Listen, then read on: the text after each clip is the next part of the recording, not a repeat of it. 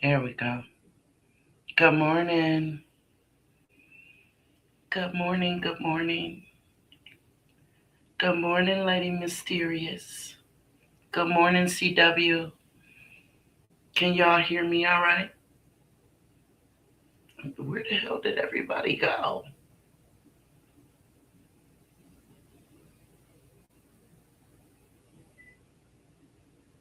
Okay, well.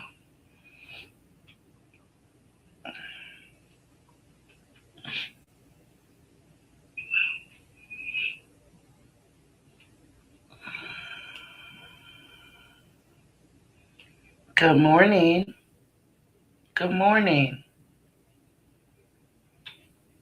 So I'll just play a little music while we wait for everyone to come in.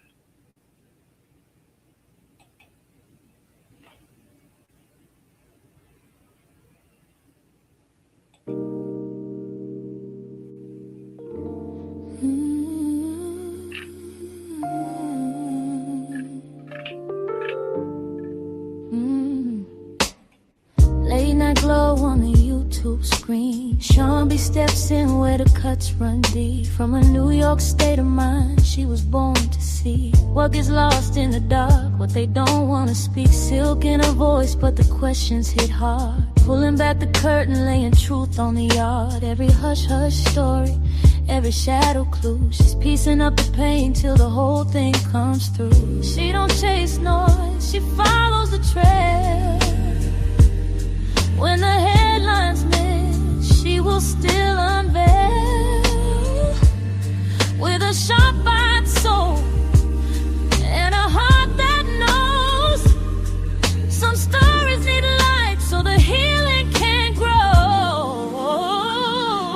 On YouTube, tune in, let the realness rise. Like, share, subscribe, keep the truth alive.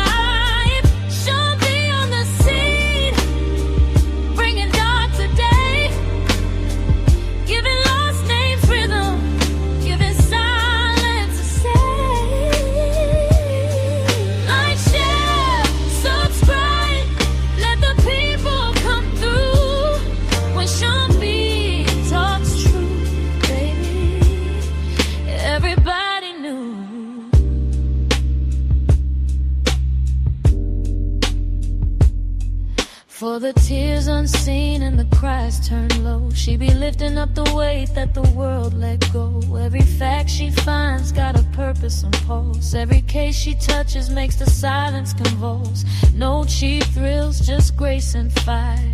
Taking buried details higher and higher, where the whispers get drowned and the weak get missed. She's a soulful reminder they still exist. She can feel when the story ain't sitting right. So she walks through the dark just to bring back light. With that grown woman glow and pivotal flare, she's reaching for the truth 'cause it's waiting there. On YouTube, tune in, let the realness rise.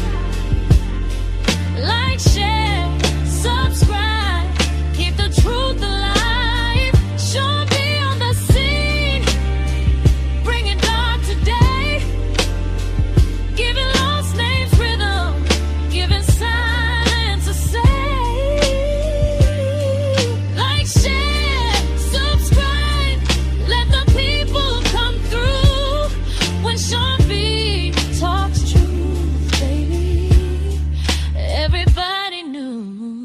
Got that city soul, that uptown grace, and a mind that can read what time can't erase. So gather round close, let the story unfold. Some truths need a voice, some hearts need a hold, and she won't let the quiet just fade away. She's turning low, whispers into words that stay.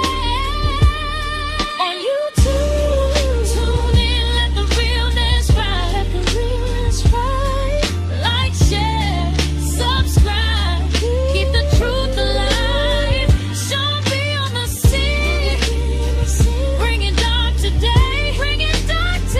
Giving lost names rhythm, giving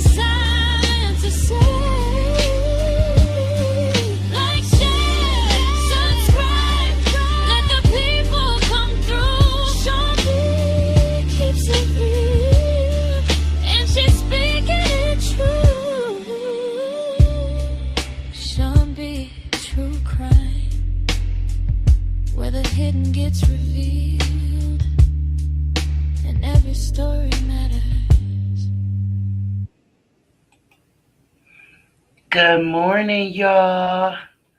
Hello, my babies. Can y'all hear me okay? Come on, can y'all hear me? Just want to make sure before I get started.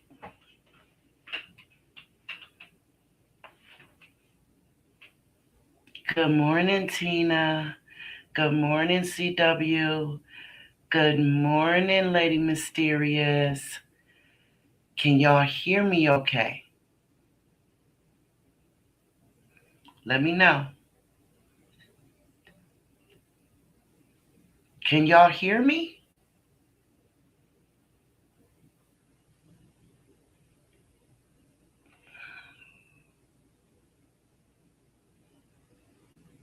I can hear you just fine. Let's go. All right. That's what I'm talking about. Okay.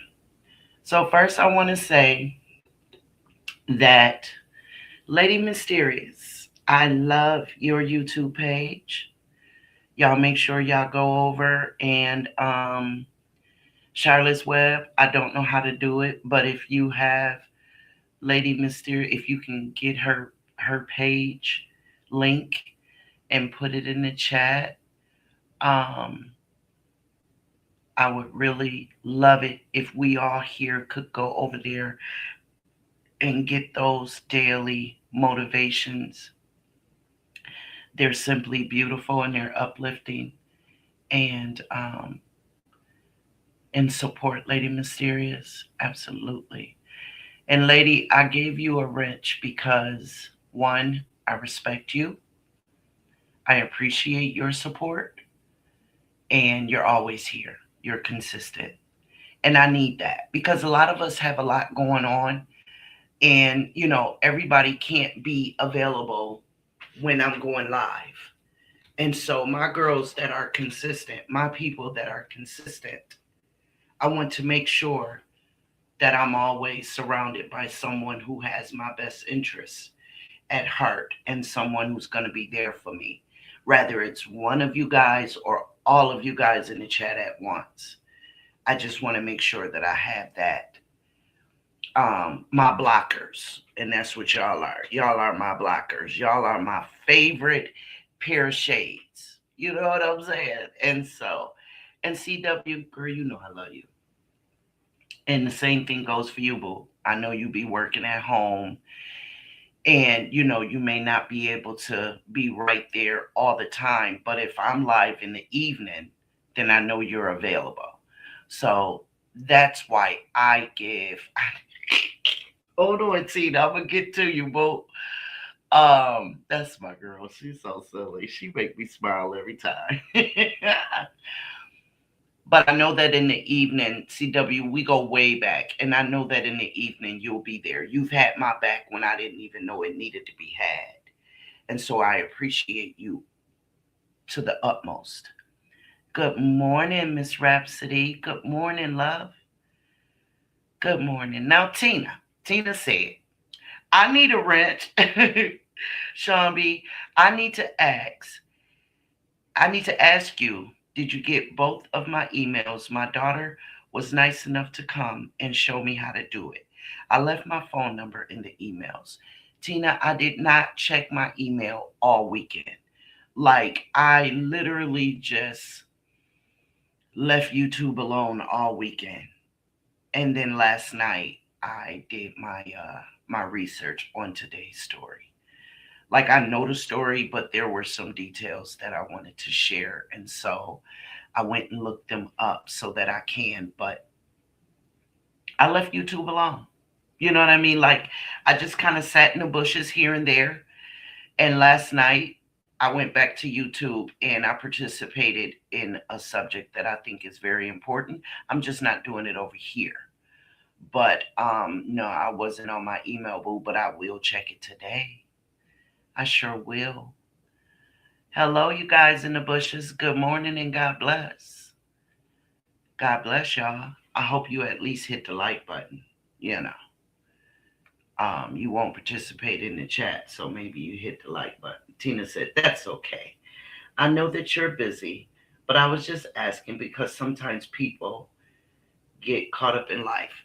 Girl, I wasn't busy. I ain't even gonna hold you. I wasn't. Nope, I was not busy. Sometimes I just don't touch my phone, you know? Um, I'm at that classic age where I got to watch my blood pressure because ain't nobody gonna watch it for me. And so when I shut down, I shut all the way down, right? Sometimes I just turn my phone completely off because, see, my baby is in the house with me. My other children are grown, and I've given them all the tools, right? And sometimes I need to let them figure it out. So, no email, no text messages, no phone calls. Sometimes I get like that. You know what I mean? So, no, I wasn't busy. It wasn't that. I just said, I don't feel like it. You know what I mean? So, but I will today, boo. I sure will. And I hope you guys do that too. I hope y'all know that it's okay to say no. I don't feel like it. I don't feel like it. You know what I mean? So, like seriously, nobody is going to protect our mental, our physical, and anything connected to it better than we do. Y'all better know it. So, and it ain't okay for people to just ride us until where our nerves are just raw.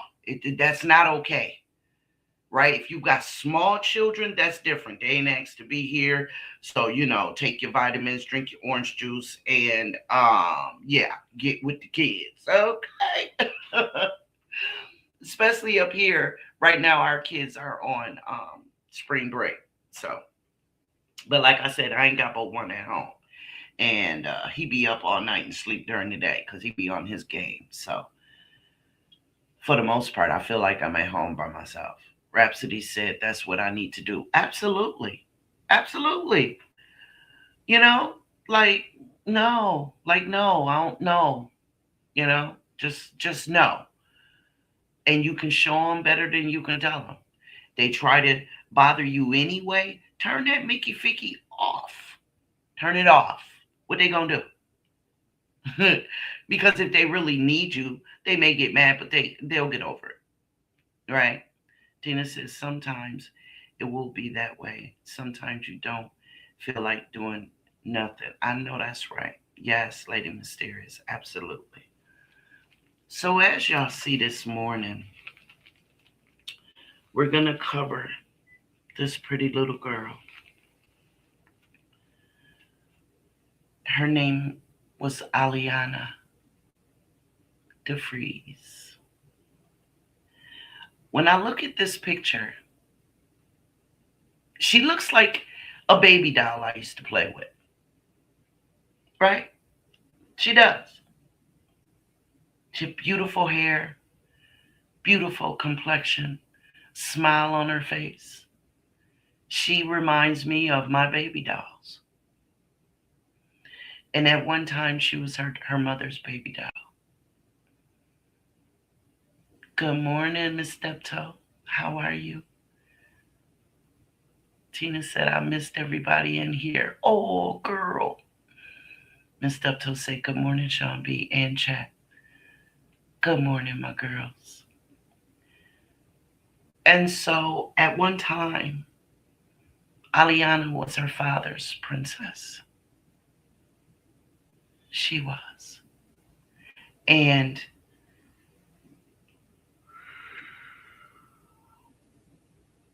a monster came along and took their baby girl away because he's a sick son of a bitch. Let's get to it this morning. He's a sick, demented, wicked, dark, angry, bitter, ugly, nasty, unworthy, undesirable son of a bitch. Okay? He literally has no worth on this earth. He has none. None at all.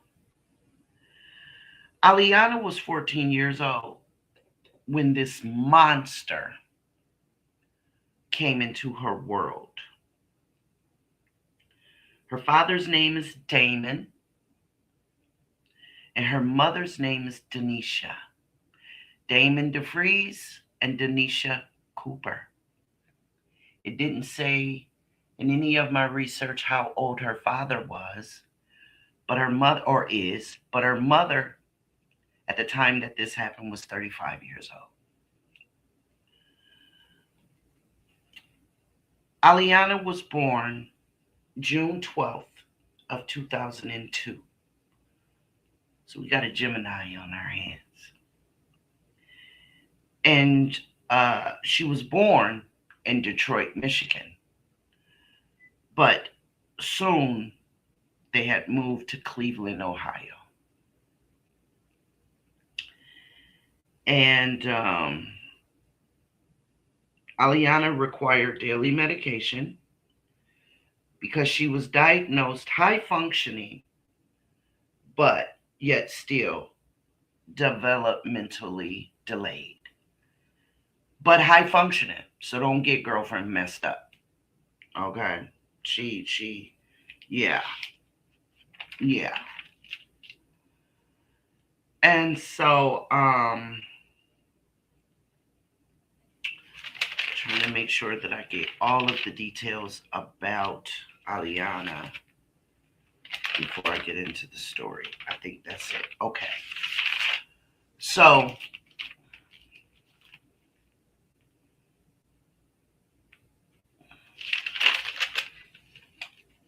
okay. So this is how they failed Aliana. Let's get into this. The Cleveland Metropolitan Transportation for all students. Wait a minute. There's something before that. It's something before this. Because I talked about what school she went to. Okay, yeah. Aliana was a 7th grader. And she went to E-Prep in Village Prep Woodland Hills in Cleveland, Ohio. And per her diagnosis, you know, she was in certain classes that accommodated her needs. But with Cleveland being as fucked up as they are,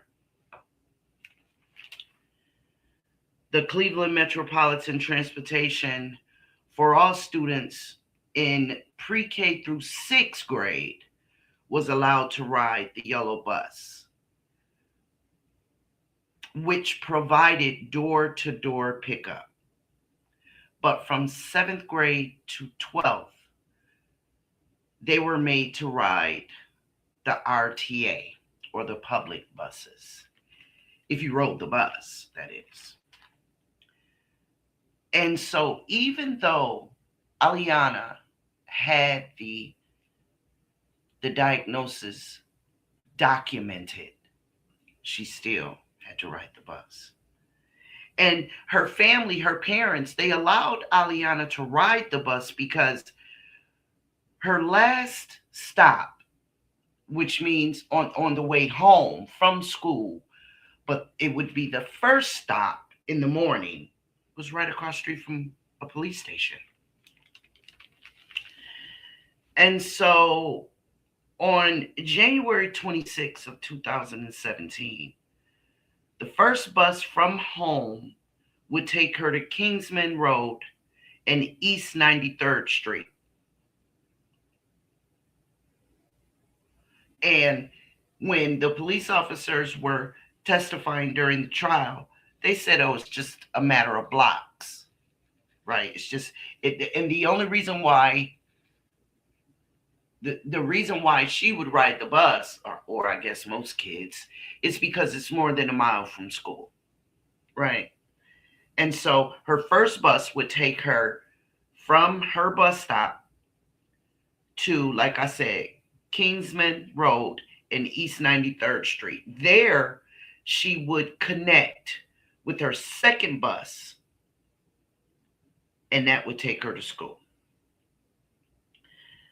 This particular day, Aliana was late for her 4 p.m. evening arrival home, which of course garnered some concerns with her mother, because her mother said, she's never late. She's never late. And this is her mother. This is Denisha Cooper.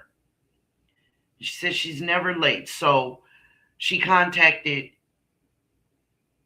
the school. Well, she never made it home at all. So the search began, and witnesses started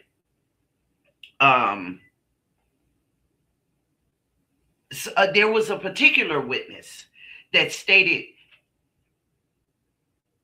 that he had saw Aliana talking to this guy.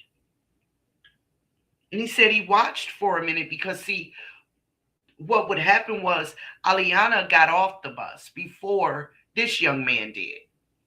And this young man was in high school already.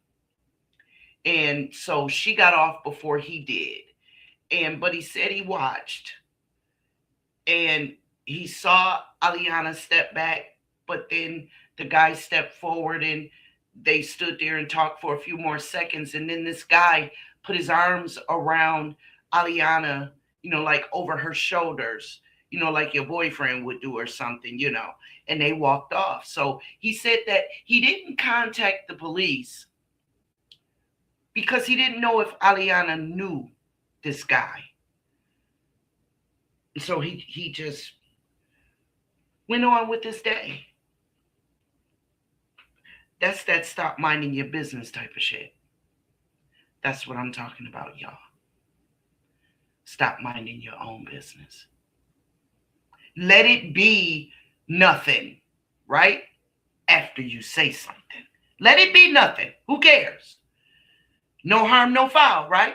If everything is so innocent, no harm, no foul. But y'all, please stop minding your own business. And so at that point, a police officer has come to Miss Denisha's house, and he speaks to her, and he gets pictures and things of that nature. And we'll talk about what happened with that in a minute, and it's going to piss y'all off. So the FBI gets involved immediately. Now I want to know what the hell is wrong with Detroit. Because when this happened with Naziah Harris, FBI never got involved. The FBI never got involved with any of the girls that go missing in Detroit. And I want to know why. I want to know, why hasn't the FBI gotten involved with Detroit? I want to know. Why haven't the FBI gotten involved in these cities that don't do shit, that don't call out for extra help, and more of our little girls, of our young girls, of our teenage girls, of our ladies going missing? Good morning, Miss KK. Thank you for joining us. I want to know. Because it never happened. And Naziah yet still has not gotten justice. I wouldn't give a damn what happened to Jarvis Butts. She still has not gotten justice. Because there are other people that deserve to be sitting behind locked gates, locked doors, or bars.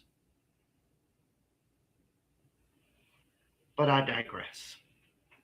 And so when the FBI got involved, they went around and they were able to access surveillance footage from the RTA bus and other locations. And so, with that being said,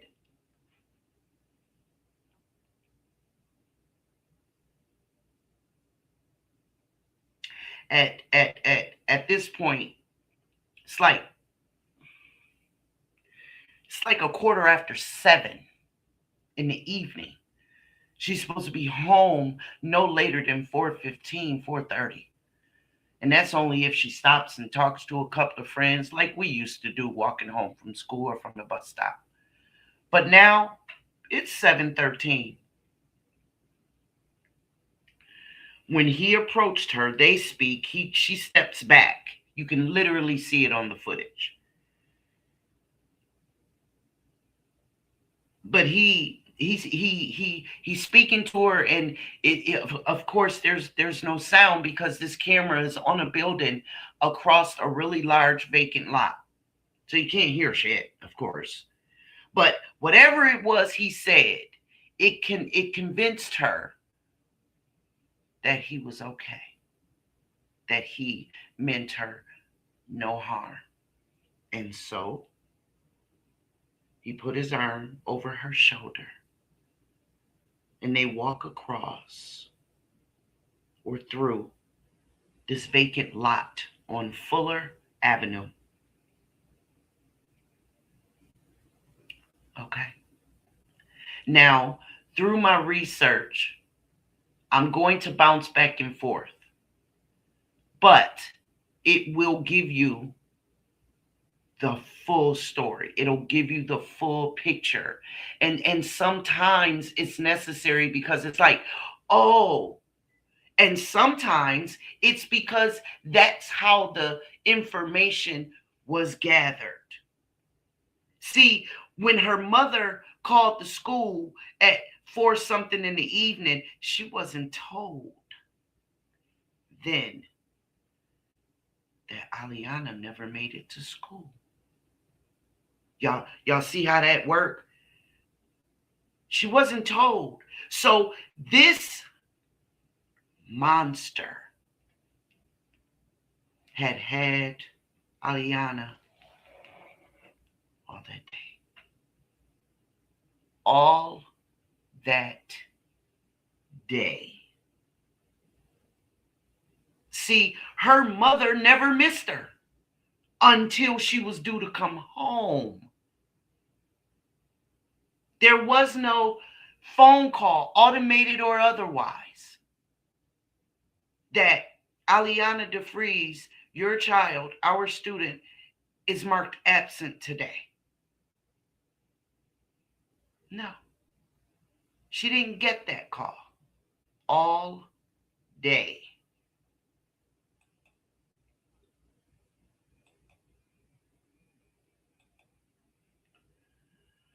Aliana was confronted by this piece of shit. His entire existence was a piece of shit.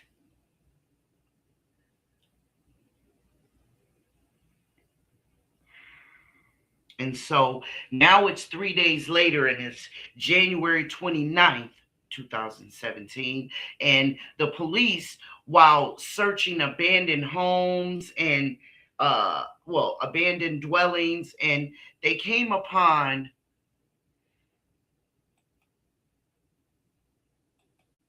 this house right here. They came upon this house.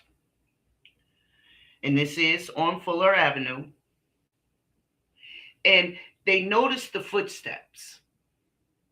They noticed more than one set of footsteps going in, but only one set of footsteps leaving out. So, of course, that drew their interest. And so they go around back because there were no footsteps going up to the front door. There were none. It was literally the way that you see it at the time. Literally. Let me blow it up for you guys. It was literally like this. And they would go, I don't know if you guys can see my cursor, but they would go around the side. They will go around the sides while they were doing their their work, right? And so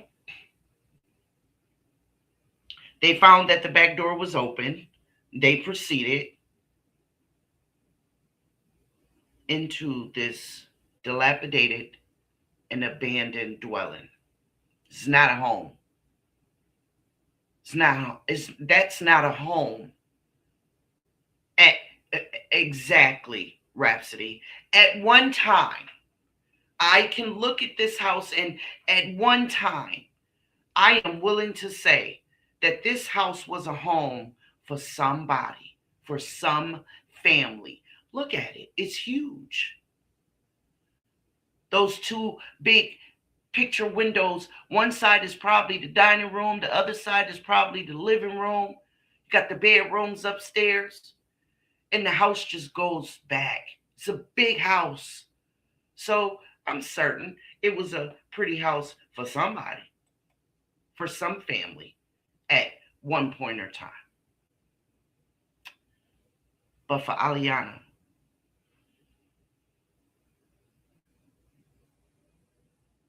it was her grave.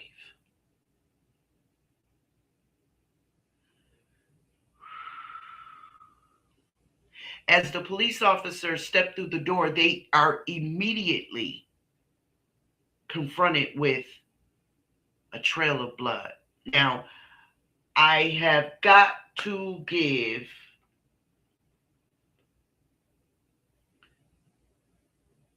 trigger warning.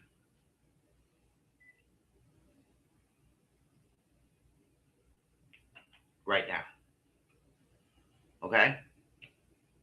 Trigger warning. If y'all cannot handle these details, because I'm about to give it to you. That's how Sean B give it up.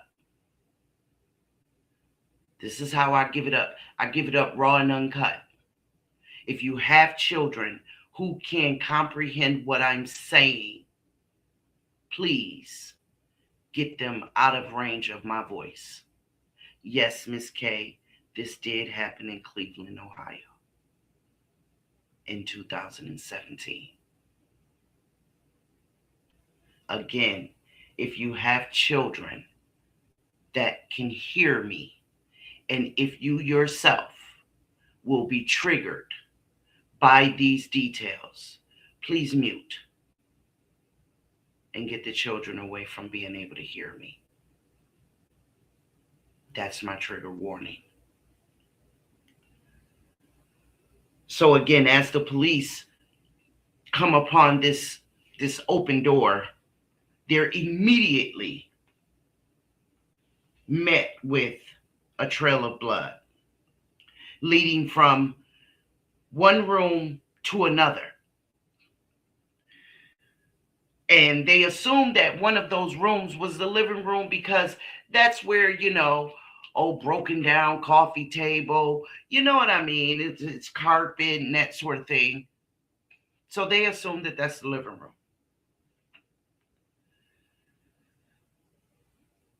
Oh, Lord have mercy, which is where they found the tools. Miss K said, okay, I remember that. But the little girl was on her way to school. Absolutely. Absolutely. She was on her way to school and she never made it. So they see these strewn about tools. And they noticed immediately that these tools had a red substance on them. And so, one of the officers said, man, in the back of my mind, I'm saying to myself, man, please let that be paint. You know what I mean? Like let it be the reason why it's just strewn in here like this, because it's paint. The people just don't even want to use them no more. But being a police officer, he knew better. That's what he said.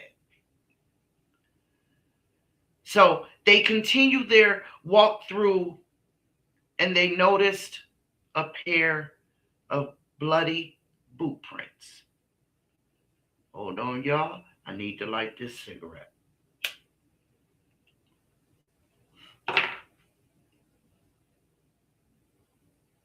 And these boot prints went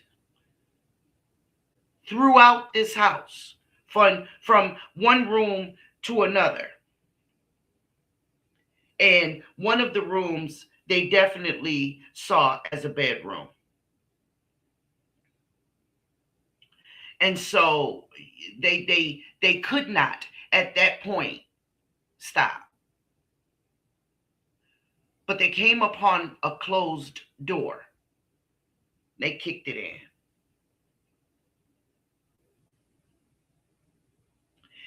in. And as they walk in, they see more tools and more blood.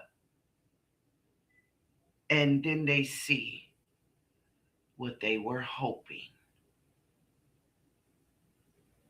was a blanket crumbled in the corner. But it wasn't. It was Aliana. Y'all, I'm about to get into these details. Please. And I'm really begging y'all, please, if you can't take it, mute me. Okay? This 14-year-old little girl had 8 puncture wounds to her head of various depths to her face and her head. 1 to the right eye, which forced it from the socket, fracturing that part of her skull. Y'all asked me to do this story. Another went through her right ear into her skull, puncturing her brain. There was, they noticed, a pattern on her face, on the side of her face, consistent with the metal teeth marks from a power drill. Lord have mercy. Lord have mercy. Trauma to her scalp, thought to be from a wrench or a hammer type of tool. Jesus. A puncture on the top of her head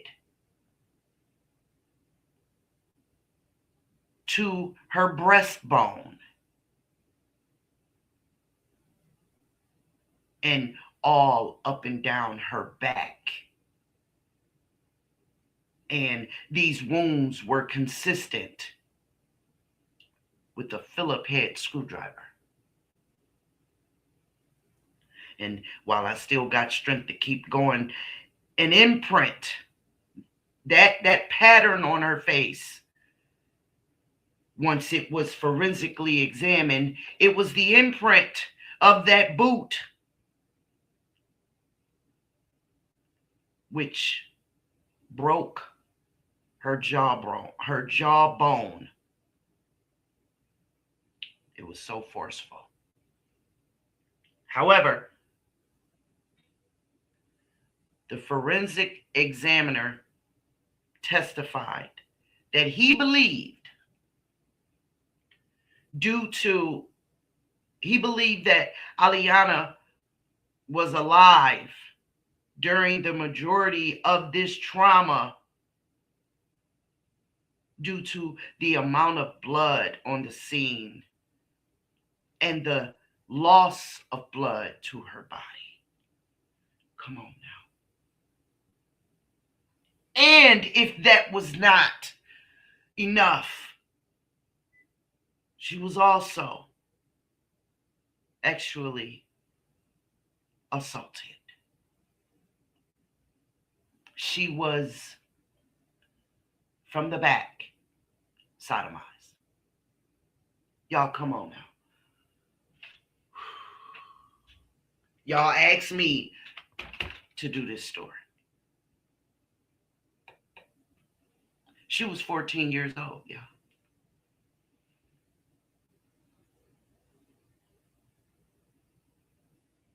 She was 14 years old. She was still her daddy's little girl. She was still her daddy's little girl.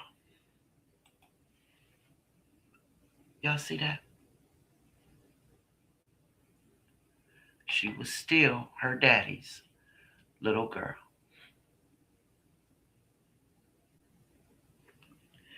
Now let's talk about this monster. Let's talk about this bitch. Okay? His name is Christopher Whitaker. He's 44 years old, from Fayetteville, Tennessee. This son of a bitch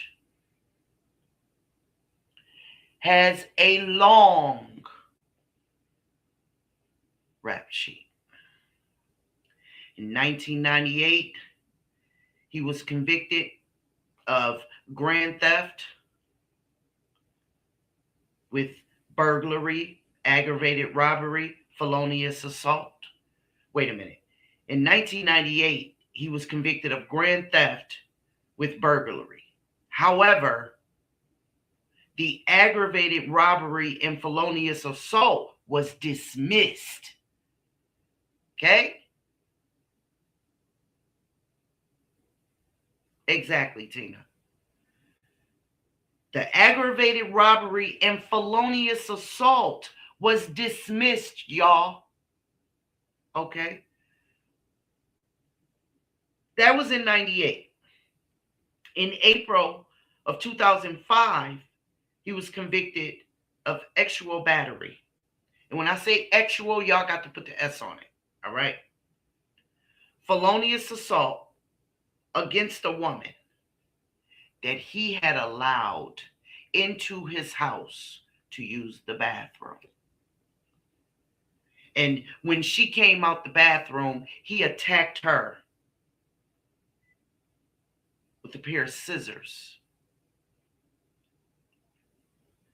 And he held her about the neck until she went unconscious. Y'all understand what I'm saying? And she woke up to find that her clothing had been removed and she had been sexually assaulted.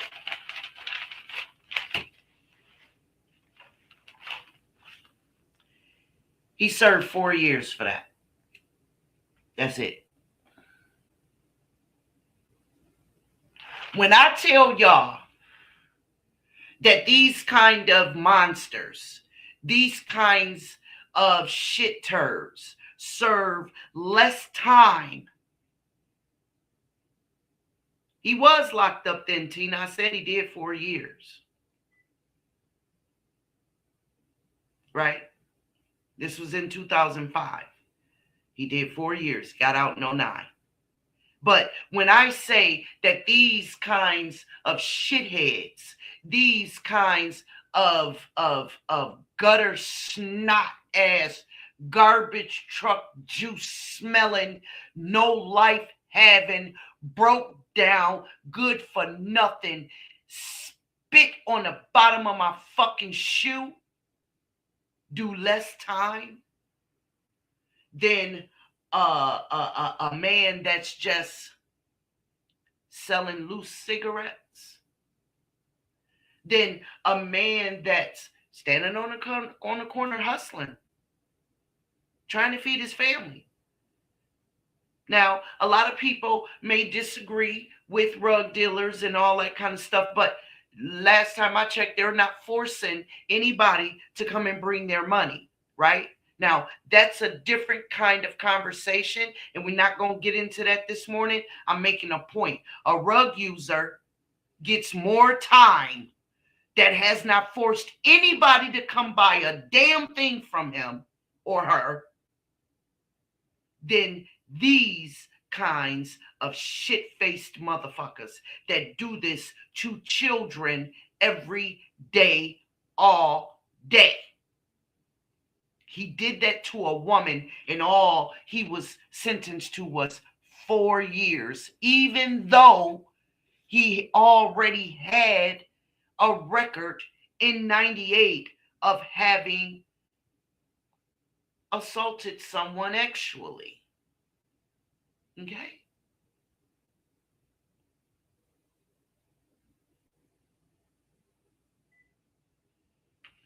It's utterly disgusting. And it is very indicative. It is very indicative of the lawmakers of our country. It is very indicative that the judges, the lawyers, the lawmakers, the politicians, they too are like-minded with these kinds of animals, because otherwise I cannot imagine why these kinds of animals get less time than someone that is not physically hurting a soul.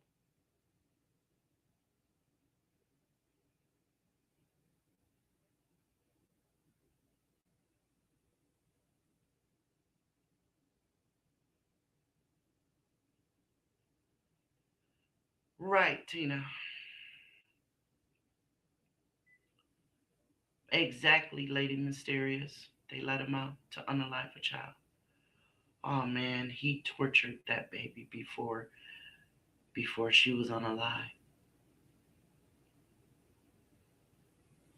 Right, Tina. He should have done longer time. Yes. Miss KK said, I'm so glad my mom and grandma moved us in a very nice suburban area here in Ohio. I am glad as well. And so he was arrested due to the vigorous investigation. The same young man who, while speaking to the police, told them that he saw Aliana with this guy. Aliana had said to him that she was going to go to McDonald's. And so the investigator had to go and check all those cameras all along the way, which led them to Fuller Avenue. And while he was checking Fuller Avenue and kicking the bushes and looking up in the trees, he notices a camera. And that's when they saw the camera and they got the footage of it. Now, I want y'all to know something. I thank God that they had, the technology that they did, because from the footage that's shown on YouTube, you can't tell who the hell that is. All you know is that it's a man. And that's just a fact. But I thank God.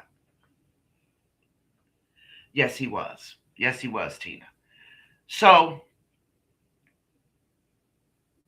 again, she was found on January 29th of 2017. He was arrested February 2nd of 2017, and the trial started March 26th of 2020.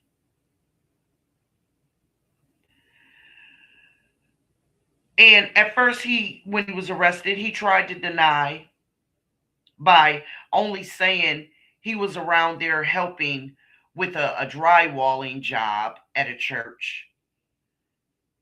But see, when they went to go and question the people around that church, they found out that he was saying to people, that he was down on his luck, and that's how he obtained that job that day, like a day worker type of situation.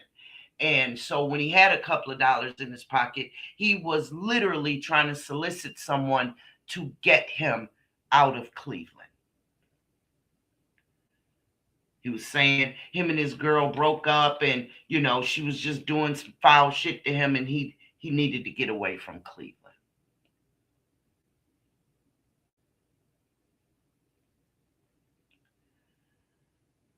And he claimed while talking to the investigators that were interrogating him that he knew nothing about it, but that he didn't know her, but that he saw the flyers. But then, they're not stupid. And in all actuality, they had already done the forensics by the time they arrested him. Because, see, the fact of the matter is that when he went to jail in 2005, the law had changed where you had to submit DNA. So when they found her, forensics did their job thoroughly. And of course, there was a hit on the DNA. So while they had this piece of shit sitting there talking, they knew he was lying. Unlike other times when they're trying to get you to implicate yourself or someone else or whatever, these investigators knew. And so they just allowed, I guess they just didn't feel like walking and talking. So they just sat there and let this dog ass motherfucker just keep talking shit. And sooner or later, when they got tired of it, they said, yeah, we're done. All right. Listen, we have your DNA, dude. We've got your DNA, you piece of shit. So you could stop sitting here jerking our dicks. We know you did it. We know you did it. We have the DNA. Okay? Like you left her there. Intact.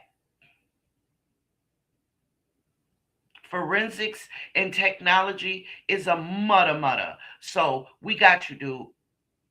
Cold red-handed. We have you. So then this son of a bitch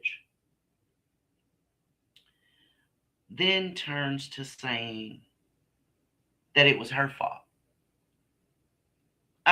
It was her fault. This beautiful 14-year-old, he blamed her for pissing him off. He even tried to say that little bitty Aliana attacked him first.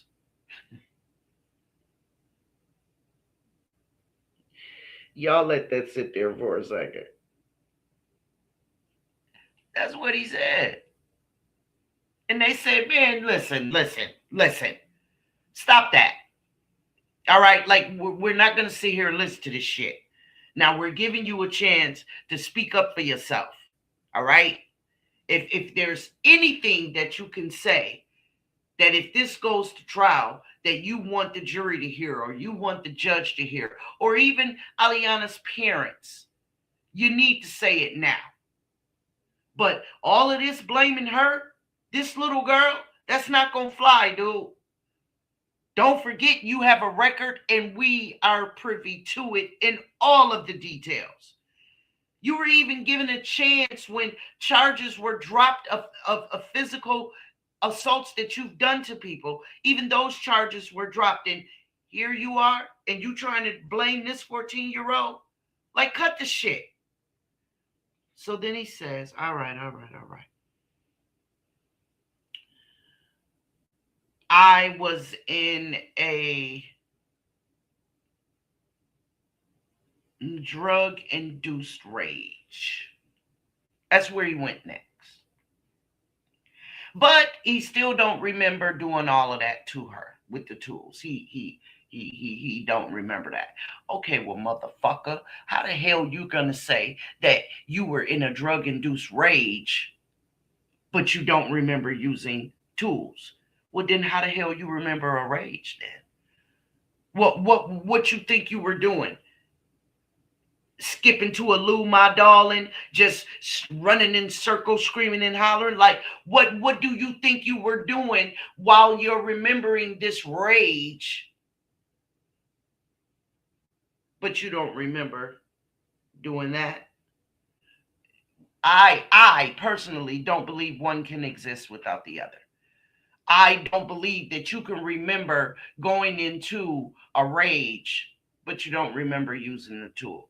Now, perhaps I'm wrong. Perhaps I just don't want to give him that grace, and I don't give a fuck. I don't, and I'm not gonna.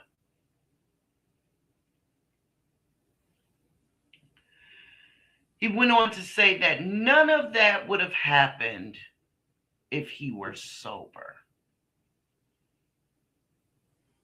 What would have? I wish they had asked him, okay, then tell us what would have happened. I really do. I really, really do. It's like they got so okay with, the fact that he was conceding to something. Man, listen, I would have took him through there. Okay, well then tell us what would have happened if you were sober. Because see, me as an investigator, I want to give the jury every goddamn kibble and bit. I want to give them every little crumb, every ounce of liquid. I want to give them everything. So, you piece of shit, what would have happened if you were sober? What would have happened? Because let's remember, y'all, this is still a 14-year-old little girl that he snatched at clock in the morning on her way to school. So what would have happened? You unnecessary existence, what would have happened? You dog, you mangy, flea-bitten, rabies infected dog, what would have happened? They didn't ask that. So he wants to take it to trial. Even though he confessed the way he did, albeit, he still pled not guilty. And there was a 12-day trial. 12 days. And, excuse me, y'all. The jury found him guilty of all 10 charges. The charges were, let me find them. Hold on.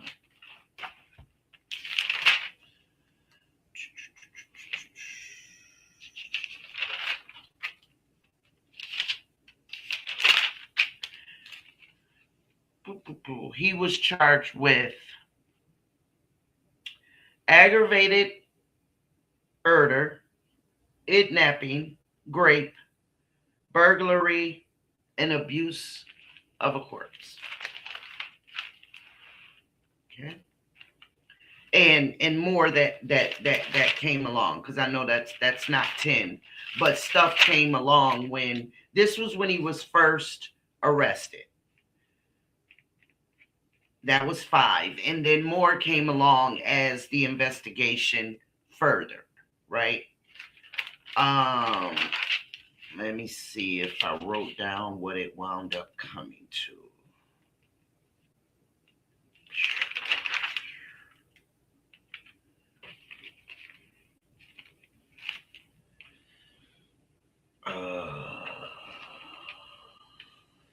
Yes, Charlotte. Yes, they do.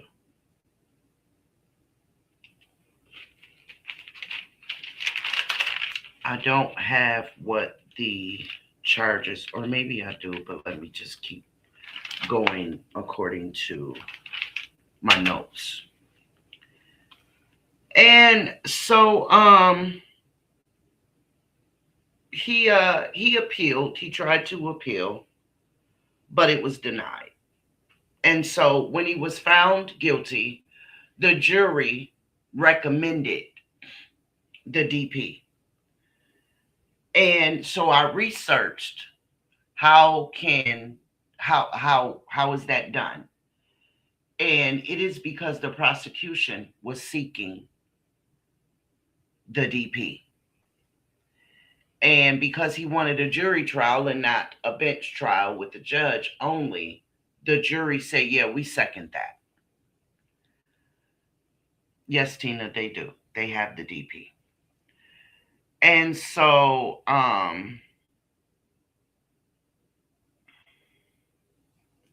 Aliana had been laid to rest before the trial began. She was laid to rest February 11th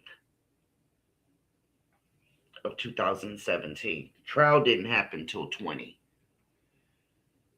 But anyway, in 2019, before the trial even happened, the mother had, due to whatever circumstances, because I'm not here to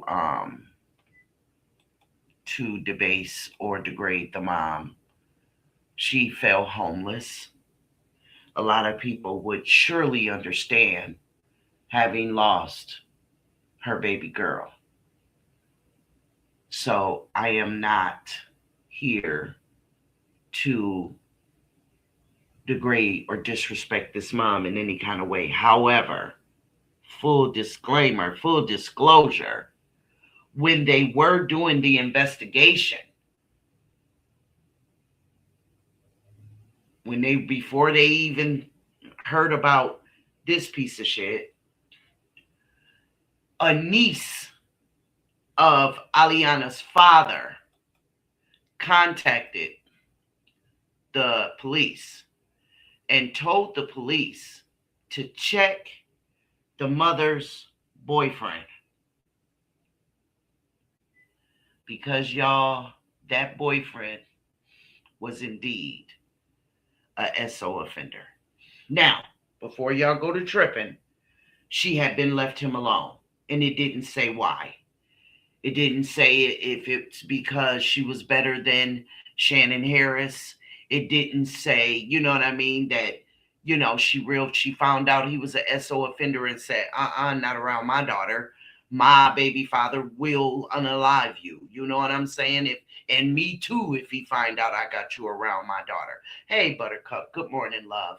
I don't know the circumstances of why she left him alone. They didn't go into detail about that. They just mentioned the fact that he at one time was questioned because he is a registered SO offender. That was the mother's boyfriend at one point in time. It did say that she it was really minute, but they did say, you know, she said that it's because they didn't get along. Okay, that might be why they didn't get along. And I fucking understand that shit. I don't get along with SOs either. And so,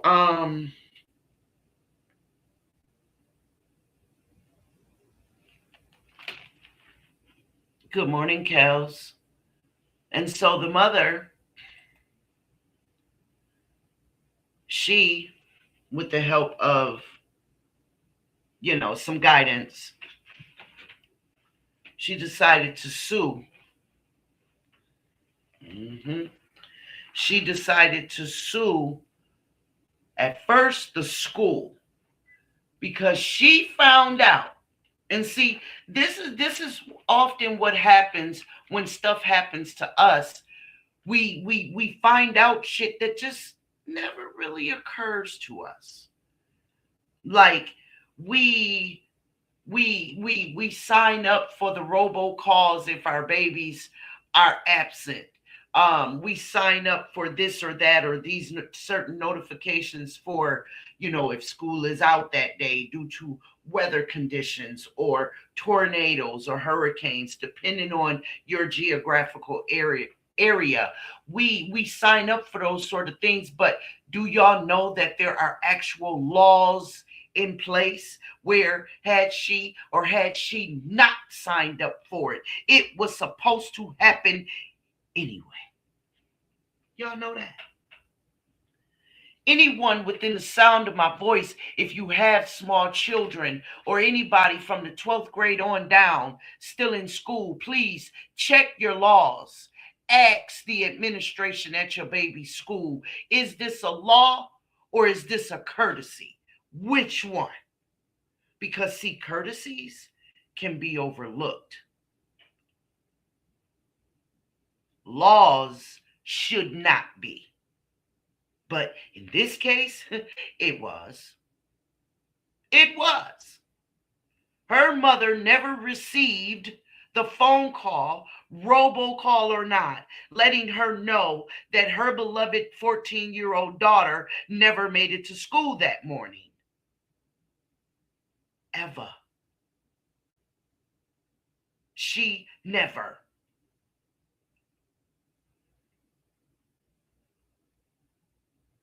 When she called at 4:15 that evening, okay, this is a wham right here. She was actually calling to reschedule the parent-teacher conference that they were having that day, the school was having, because she needed to go out and look for her daughter. Because at this point, she could not even fathom that some harm had come to her daughter. She's thinking maybe, just maybe, Aliana was playing too much and missed her bus. Good morning, Ray Ray from PA. She says, I remember this case.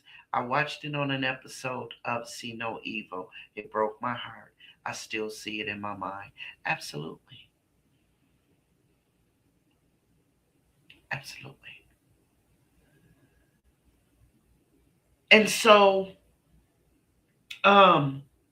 that's the reason why she called the school. But guess what?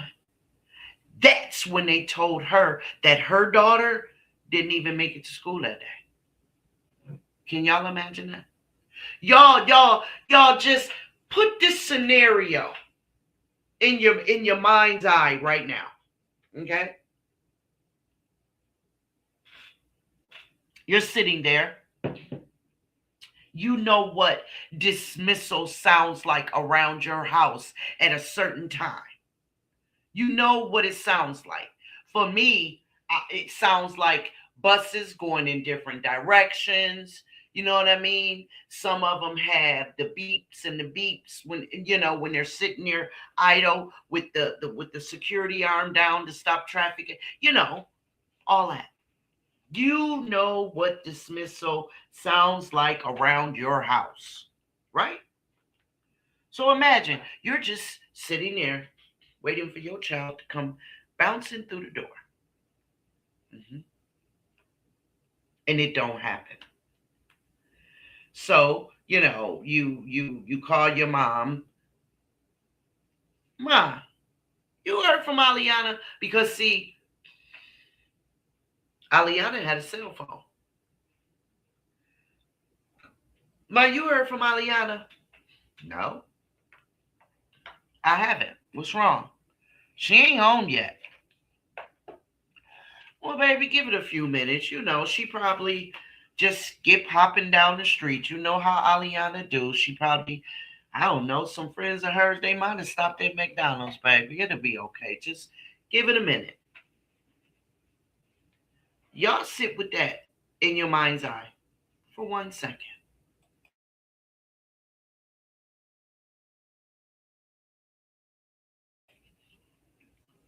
So you sit there with that and you thinking, okay, but damn, I got to get to the school for this PTA and shit, let me call this damn school and reschedule this. So you pick up your phone and you call the school to reschedule a PTA. It's still not resonating with you that your baby could potentially be literally bleeding out, having been unalived, but done so wrong before that. It doesn't even, it doesn't. It doesn't. But because of stories like this, it does now, though, don't it, y'all? It does now. Like, wait the fuck a minute. Where's my big guy? Because y'all got me fucked up. Doobie is a big boy. He looked like a grown-ass man. Mustache, beard, all that. Yes, he does. Yes, he does. He does. I don't give a fuck. Let my 14-year-old not be walking up that walkway at a certain time. You understand me? Mama grabbing her purse, her cell phone, and I'm in the car. And I'm driving that route.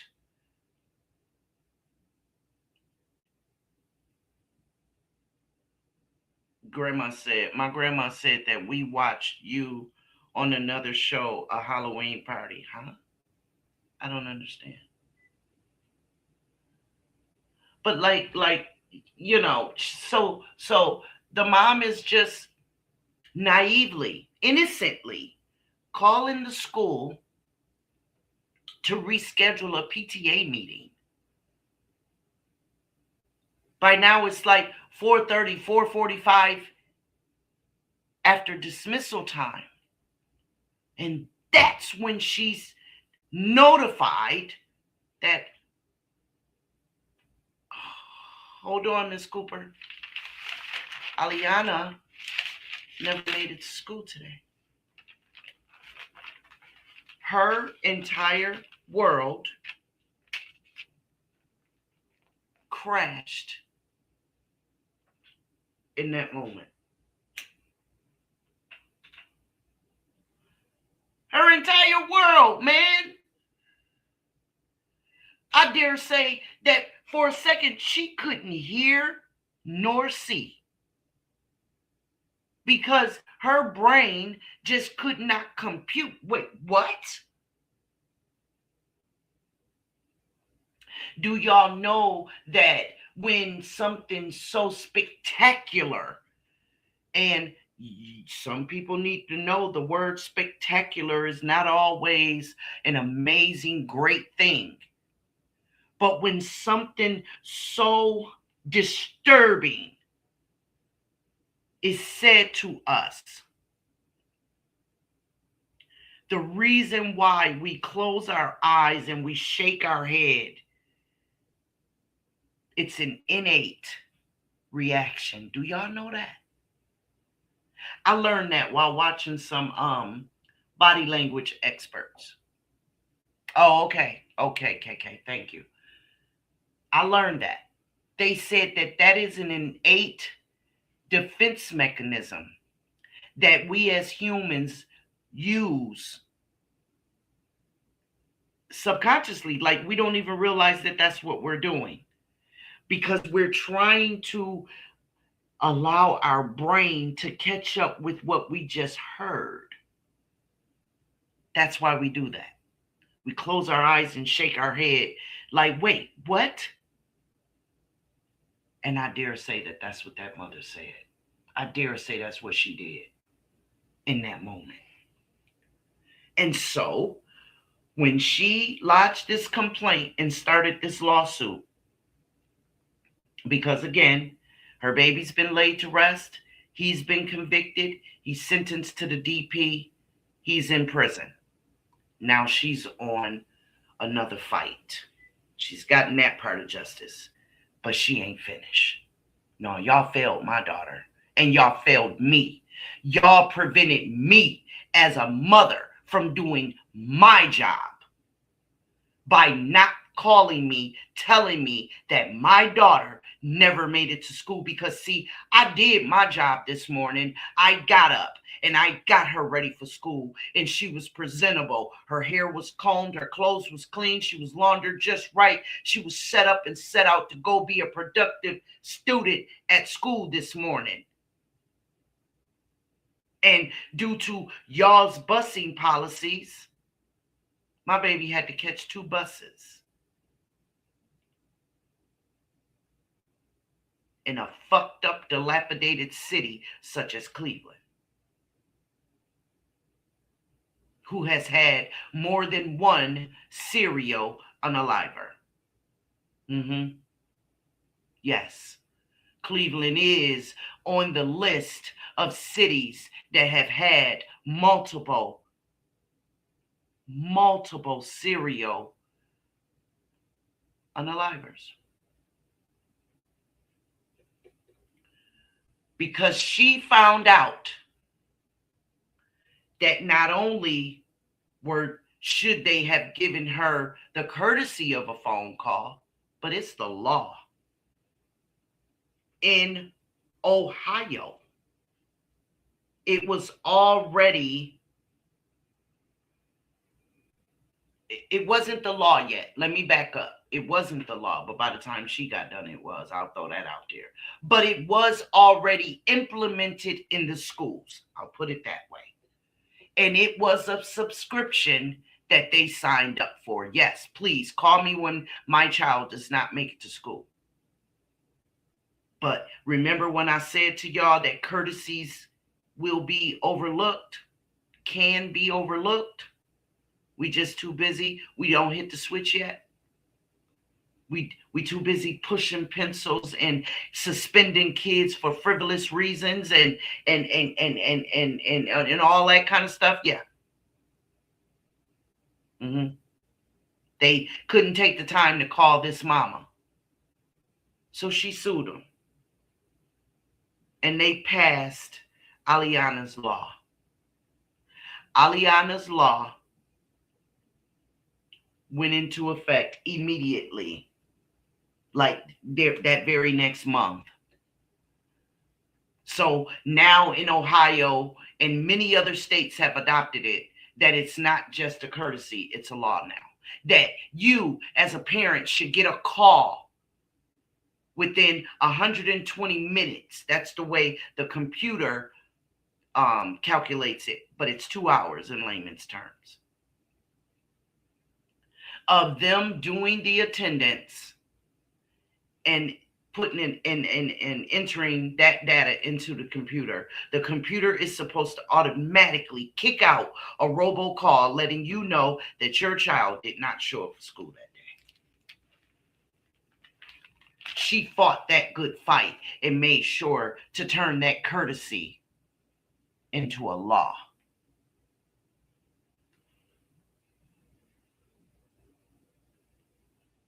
But she didn't stop there, y'all. She didn't stop there. She then filed the wrongful death suit against not only the school, but the owners of that house. The owners of this house, she sued them too.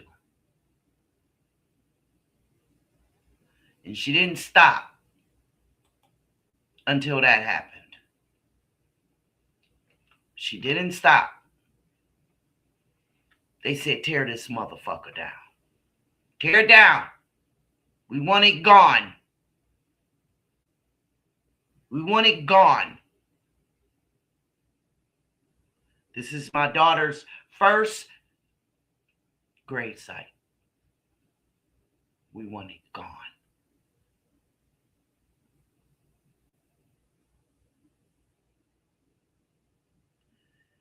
Then she didn't stop there. She went on and furthered that wrongful death suit to the school district and the city. She was not playing. She said, y'all can say what y'all want to, call me all kind of sorry asses because I'm homeless, but guess what? I ain't stupid, and I am okay taking direction wherever the hell I need to in order to hold whoever the hell needs to be accountable for my baby not being here anymore. And I'm not going to stop until there's nowhere else to go. She went from one person, one entity to the next to the next.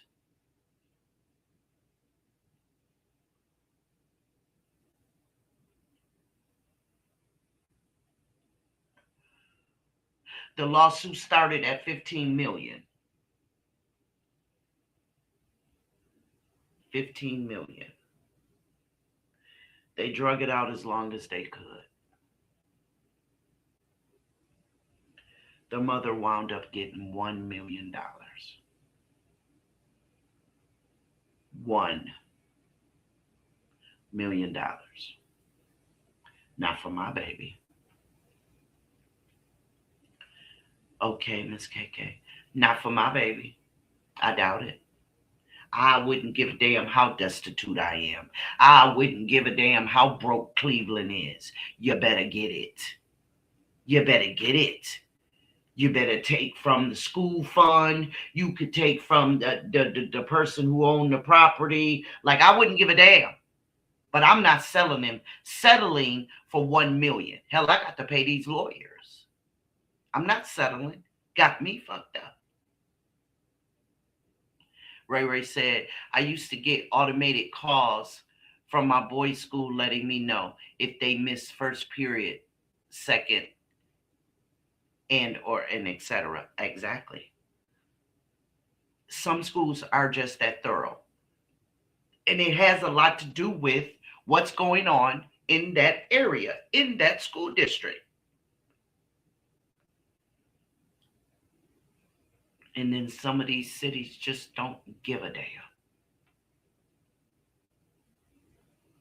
You know why?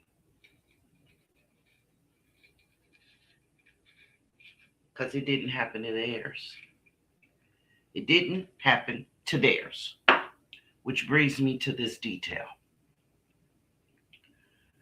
The police first got the call at 4:15. That first cop enters Aliana's vital information into the missing persons database. That vital information is what he got from the mother. Okay? But not an Amber Alert. Good morning, Olivia Nisipo. Good morning. He didn't enter that into Amber's Alert or Ebony Alert. Why is there a difference, y'all? I need some motherfucking intelligent, utterly articulate scholar to come and explain the fuck to me why in the hell is there a difference? Why is there an ebony and an ivory? I need to know.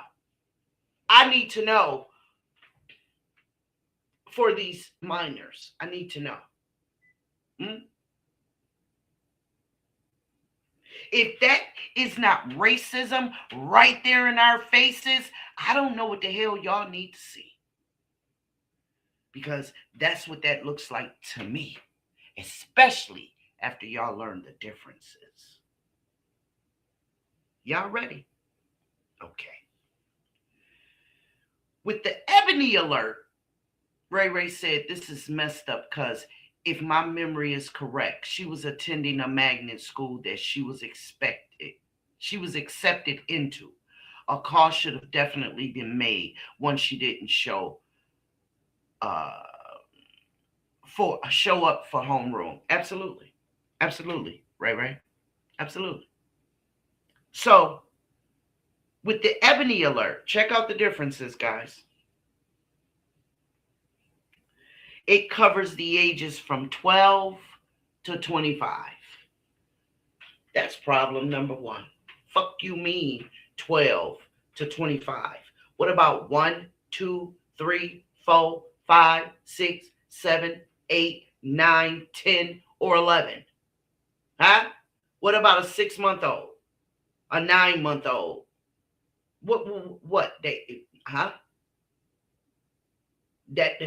Babies don't get snatched. That's what y'all saying? 12 to 25. How about that?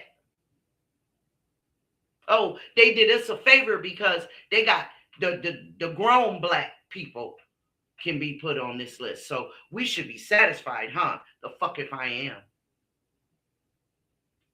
Because later on today, when I do the information about these pedos, y'all are going to realize how ridiculous this age range is. And the reason why the Ebony Alert was created, and this is a quote, because these abductions are often ignored by police and media. That's what Google said. That is what Google said when I Googled the difference between the Ebony and the Amber Alert. That's what it said, y'all.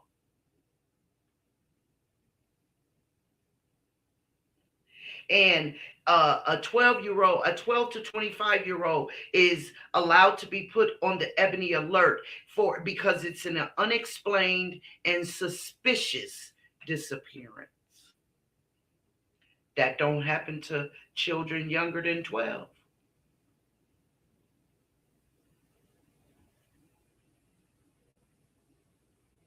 That don't happen to them. Hmm? That don't happen to them. Okay, wait a minute. Hold on a minute because got me fucked up.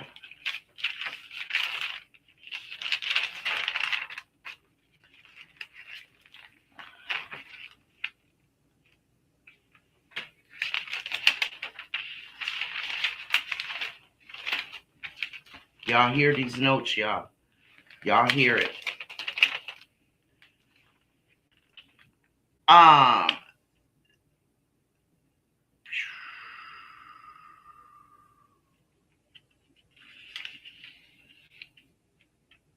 That didn't happen to Terry Ellis Johnson.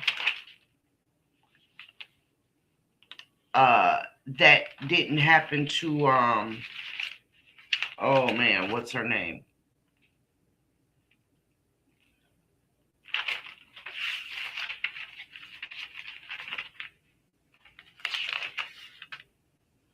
That didn't happen to Kamani Lateef. Well, Kamani was 13. My bad. But she wasn't put on the Ebony list at all. And she was within that criteria. How about that?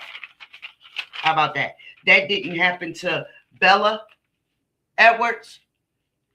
I mean, I could go on. But y'all get my point. Right?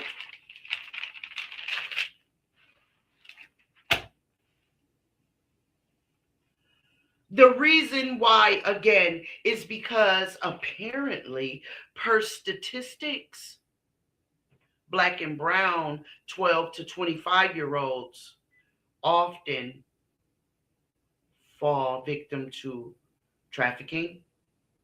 They have mental or physical disabilities. Ain't that a bitch? What the fuck are you saying?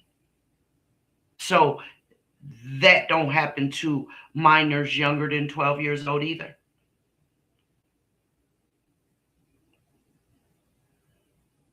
That don't happen to minors younger than 12. Trafficking, mental or physical disabilities, that don't happen. Huh? Huh? But then they turn around and they say, you know, there is no cell phone alerts for Ebony. There are no highway signs and stuff for Ebony. They simply rely on, check it out, y'all. Check it out. It's like the difference between a food stamp and a paycheck. They rely on social and local media. No immediate phone alerts comes with the Ebony Alert. None of that.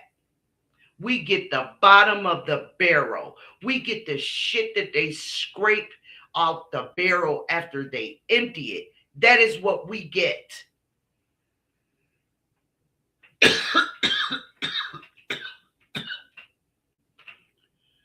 So with all of this being said, when somebody tries to tell y'all that we are not treated differently, y'all repeat this to them. Repeat this to them, and I guarantee you they'll shut the fuck up. they will shut up. When I say you got to have the right complexion for the right connection, I mean that shit. It's a fact that cannot be argued. How does the Ebony Alert have, what's the use? Huh? Like, somebody tell me, what's the use for the Ebony Alert? There's no phone alerts. There's no computer alerts. There's no highway signs. There's no bolos put out for the police because they're ignored by the police and the media, the national medium. Google said that. Okay, so then what the fuck is the use? What's the use? Huh? What's the use? I'm utterly pissed the fuck off. What is the use in the Ebony Alert? What was that supposed to do? Just appease us so we'll go away, so we'll run along and go and fuss at somebody else because they really don't give a fuck? Is this good enough, y'all?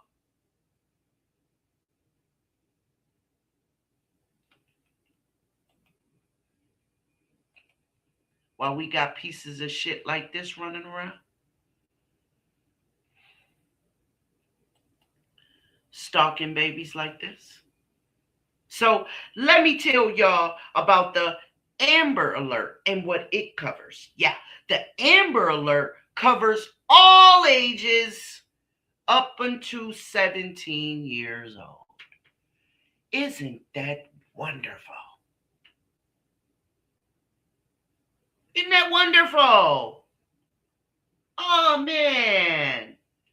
That is so nice of them to care so much.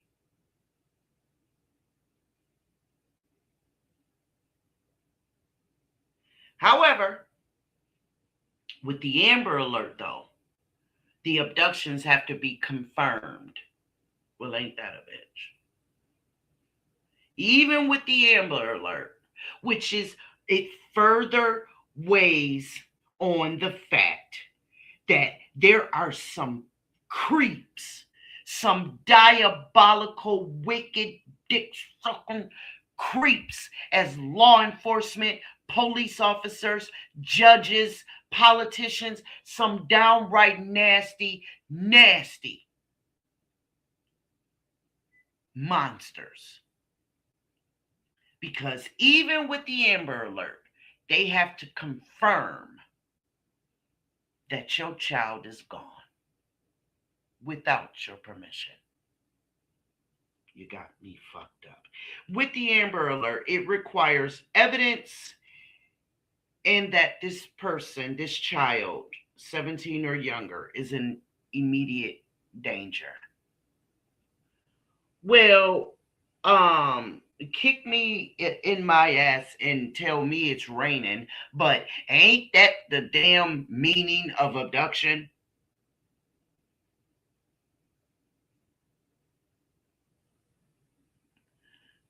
I mean, like seriously? First, it requires evidence of an immediate danger. Then y'all want to confirm that there's actually an abduction? Are you serious? Don't they go hand in hand? If one exists, don't the other?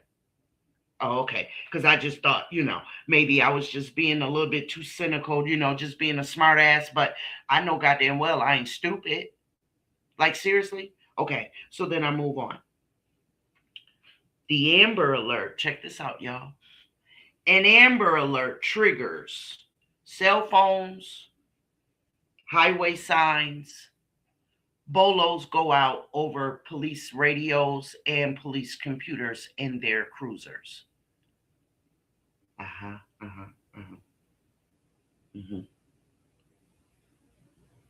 Yeah. Y'all see that difference? The Ebony Alert is 12 to 25. Doesn't require a damn thing. Doesn't require anything. Thank God. But then, even though they easily put them on the list ain't shit because it don't do shit.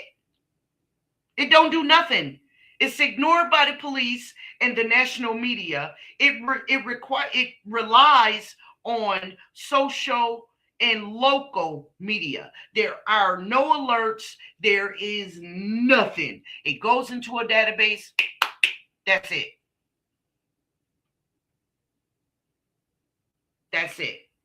But with the Amber Alert, it's all ages up until 17.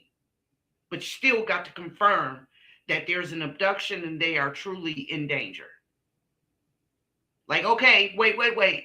This 10-year-old, yes, we can't find her, but wait, we've got to confirm that this 10-year-old's actually in danger, though. What? What? Okay, well then you go sit on your donut eating ass while I go and commit some crimes looking for man, because that's what's about to go down. How about that? Because y'all gonna be looking for some grown-ass mothers fucking with me, because everything got to lay down until I find mine. Right, wrong, or indifferent, I don't give a damn what nobody say. I don't care. When it come to mine, the claws come out.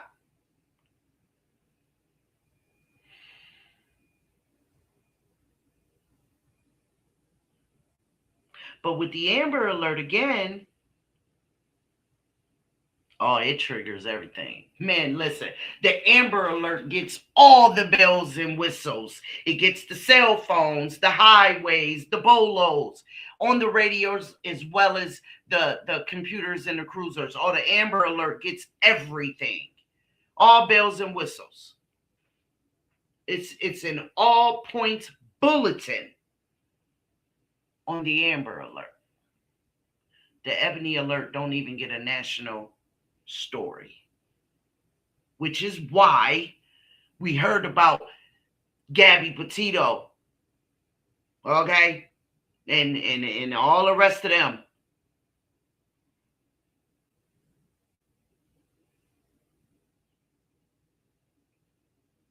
We heard nothing about Naziah Harris until it was on what?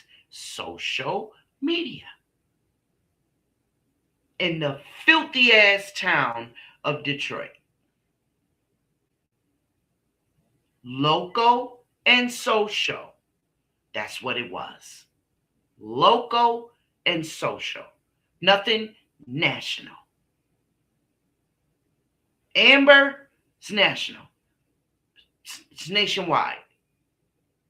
Ebony, local. It's like stay in your lane. Yeah. Just wait over there.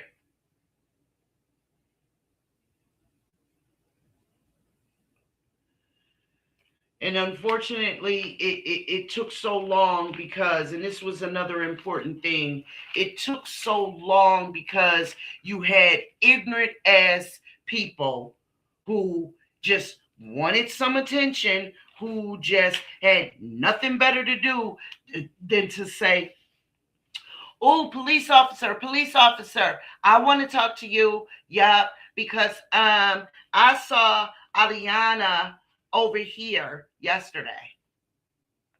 It was a flat out lie. It was a flat out lie. You literally had high school little things talking to the police, telling the police that. And it was a whole lie. They had the investigators chasing their tails all over that part of Cleveland. Ooh, officer. Me and my friend, we was walking the other day, and yeah, we saw Aliana sitting on the bus stop, but she ain't get on the bus. Yeah, because the bus pulled up, but then yeah, the bus just took off, but she was still sitting there though.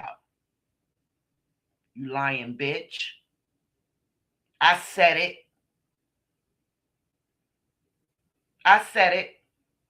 Because who the hell got time for that bullshit? Go home and get you some attention, little girl. Okay? Go home, sit at the kitchen table and tell your mama, Mommy, can you look at me? I need some attention. You don't give me enough. Because mommy, daddy, grandma, grandpa, auntie, uncles, brothers and sisters, if y'all don't give me enough attention when serious stuff like this happens, I'm going to be out there acting an utter ass, giving out false information and wasting the police's time. So can y'all please give me some attention? Because otherwise, somebody who is being tortured and unalived and SO'd it's going to take even longer, because my ignorant ass is going to use that for my selfish gain to have 2 minutes of a police officer's time while I spew nothing but lies.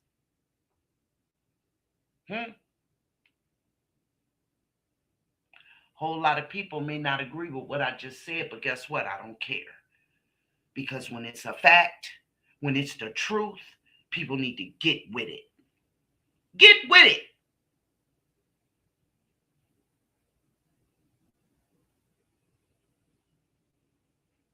There were teenage girls who knew about the case. It was reported locally, and they had their parents or such or themselves contacting the police.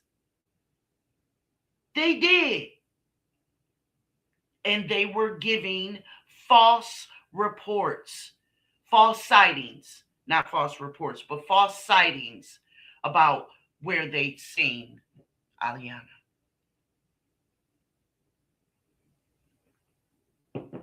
When the truth be told, Aliana never made it further than Fuller Avenue, which was a block or two from her bus stop when she got off the first bus.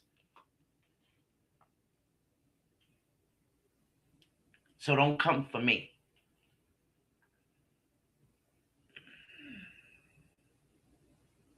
I always keep it a bean, and I ain't about to stop at the sensitive feelings of somebody. Sean B shouldn't be talking about them people like that. Well, I am, because they're liars. And that's it. That's all. They're seeking attention, and they're doing it at the wrong place at the wrong time. And that brings me to my next point. Who in the hell in their right mind will say that this child who was doing what she was supposed to be doing at 6:30 in the goddamn morning was at the wrong place at the wrong time? Are you cool?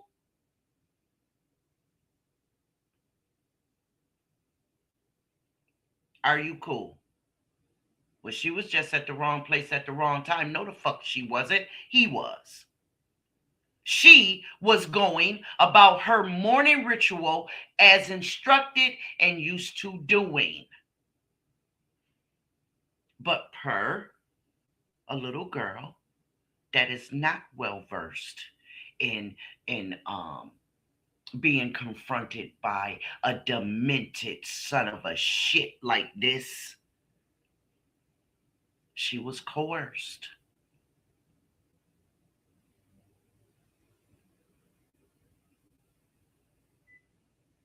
And it led to her demise.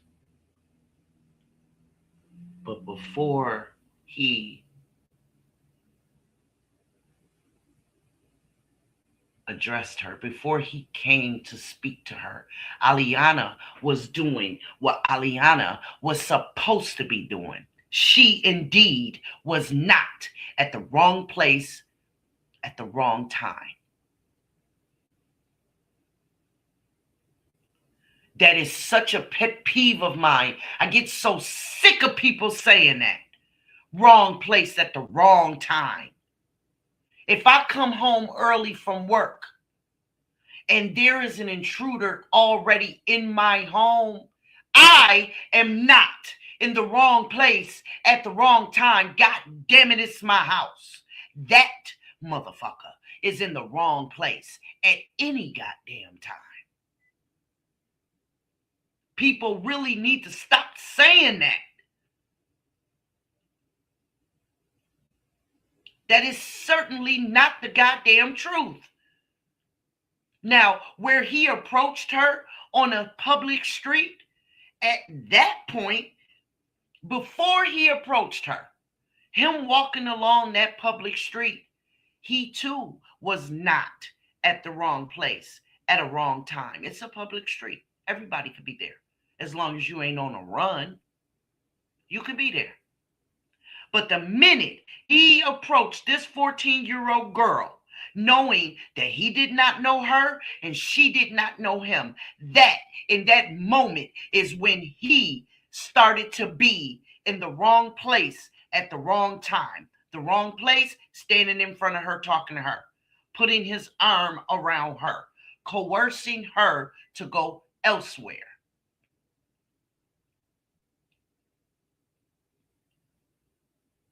At the wrong time, anytime. What's the wrong time? Anytime. Because he had utterly no business talking to Aliana in the first place. Not in the morning, the afternoon, the early evening, or at night. He had utterly no fucking business saying a damn thing to that little girl. None. At all. None.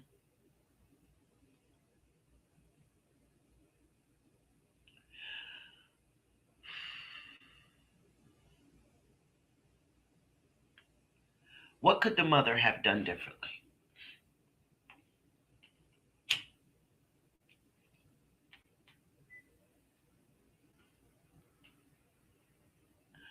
I don't think there was anything per her circumstances that most parents don't rely on every day.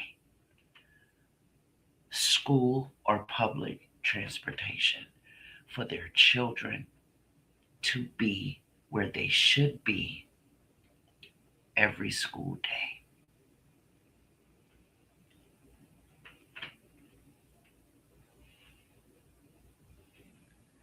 So there will be no blame put on this lady. None at all. She did what she was supposed to do when she was supposed to do it. She even had the presence of mind, let me call and cancel this PTA because she was supposed to take Aliana with her. And she's not home yet.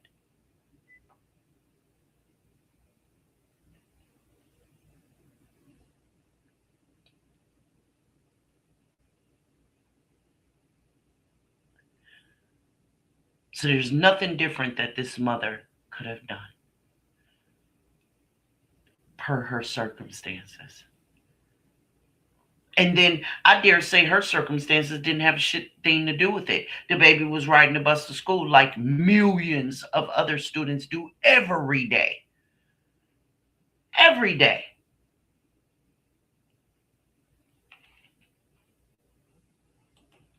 What could the father have done differently?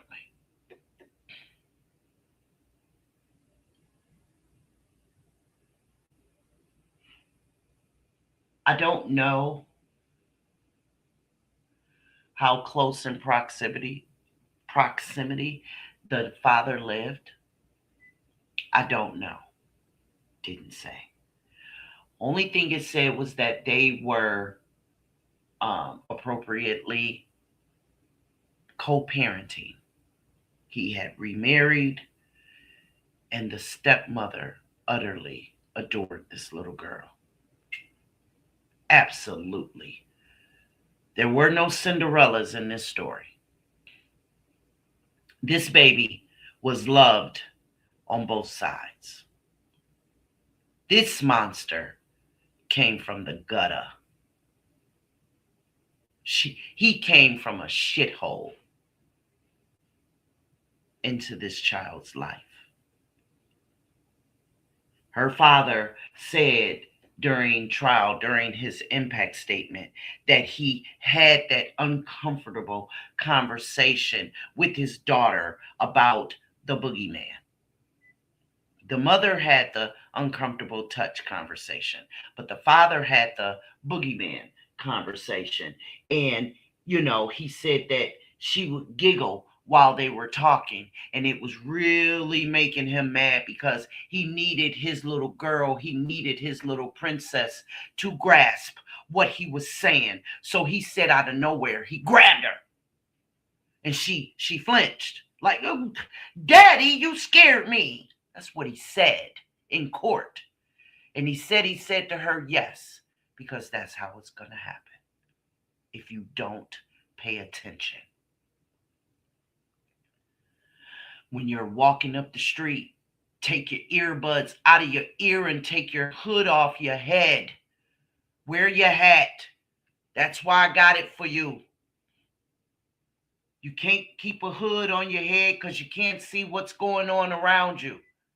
You can't have your earbuds in your ear because you won't be able to hear someone approaching you. But every time he said it to her, she would, "Oh, Daddy, I would. Oh, Daddy." So he said that's when he grabbed her abruptly. And she said the words, "Daddy, you scared me." And he said, "Yeah, I know." And that's how it'll happen. So there's nothing differently that Dad could have done that he hadn't already done. See, this is not one of those situations where we say, "Well, the mama sorry ass," or the deadbeat daddy ass. No, this ain't one of them, y'all. Or wonder what his wife was doing to her. Nope, this ain't one of them. In fact, and I couldn't find a picture of his wife in time for my live, she even assisted with this. She ran the petitions to get this done. Yeah, she did that. She did that. The wife, the stepmom. Mm-hmm. Yeah. All I could find was video footage, and this woman cried like a baby about their Aliana. Oh man, she cried.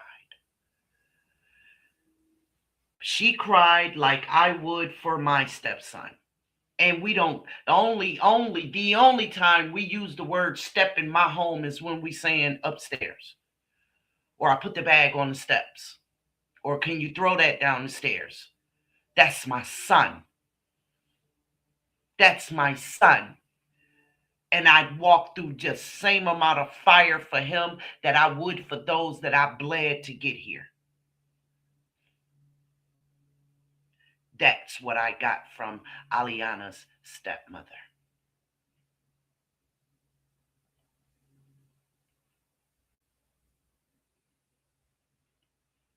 The only people who failed her, the only people who failed this family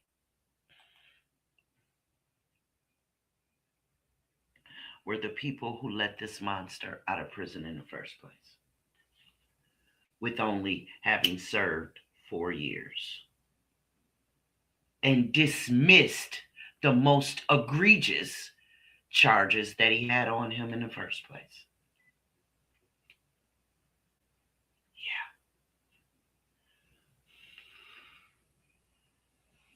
Yeah.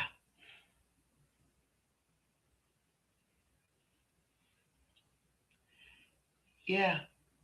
He was not given penitentiary time with the charges that he had in 98. He was given 4 years when he did what he did to that woman in 2005.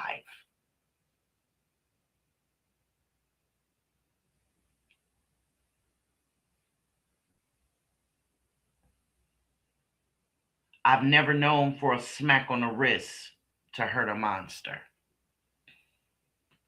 Never known.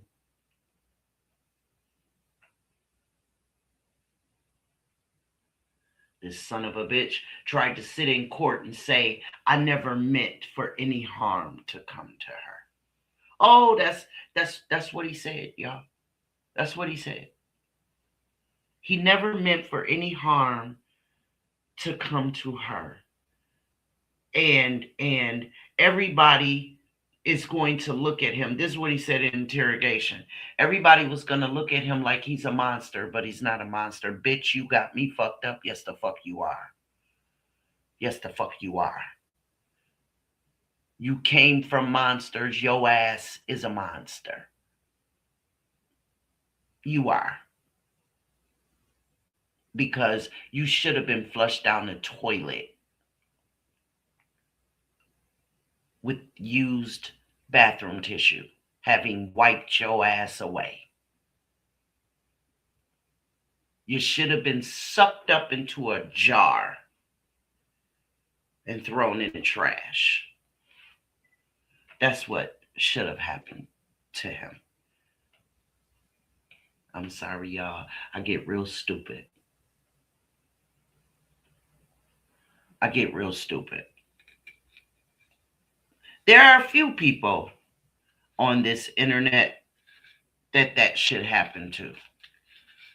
One of them is already gone. There's one I can't wait to get arrested. That's a case I will never cover, but I just had to get that out. I can't wait for him to get arrested.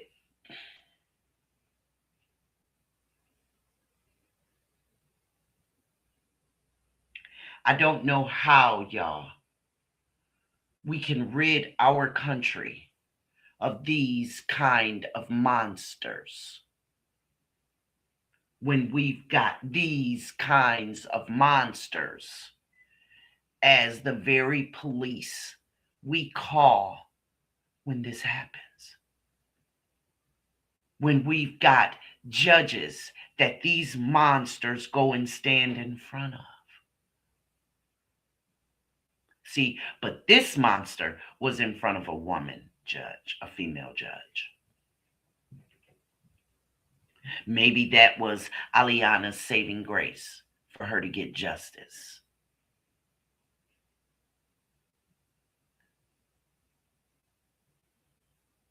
I don't know.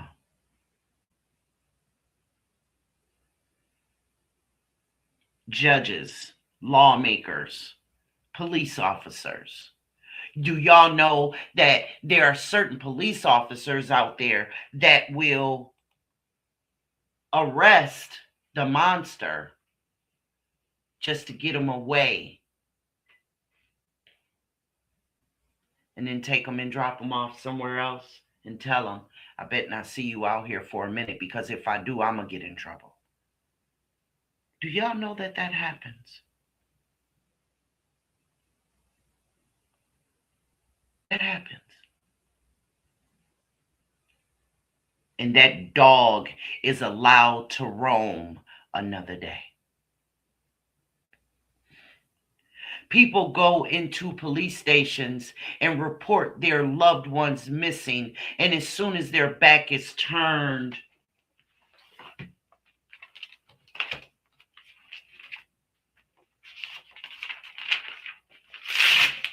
you hear this.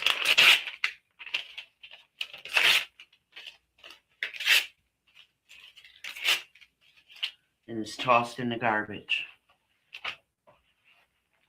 You know why? Because the police officer who took the goddamn report is the one who did it. And that's how they hide it. That's how it's gone unseen, unreported, just like no work is done on it at all. That's how. Because as soon as you walk away, they rip it up and throw it in the garbage. And it's not until a truly unbelievable number of atrocities have happened that people start to say, well, wait a minute. Why does this officer name keep coming up? Why does he always seem to be right there? And sometimes it's the female officers. Why? Because they're covering for their little boyfriend. They're covering for their partner. They're covering for their dad or their uncle because it's a family affair when they become officers, when they become judges. The daddy or the grandpa sitting up on the bench and all his little linklings up under him are police officers and lawyers and shit waiting their turn.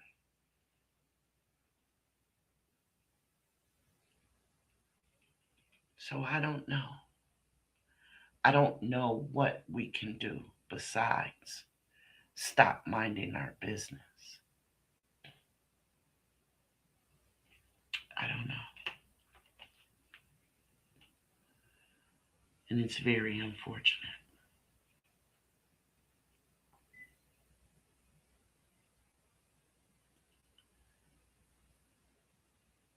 It's very unfortunate. It's sad.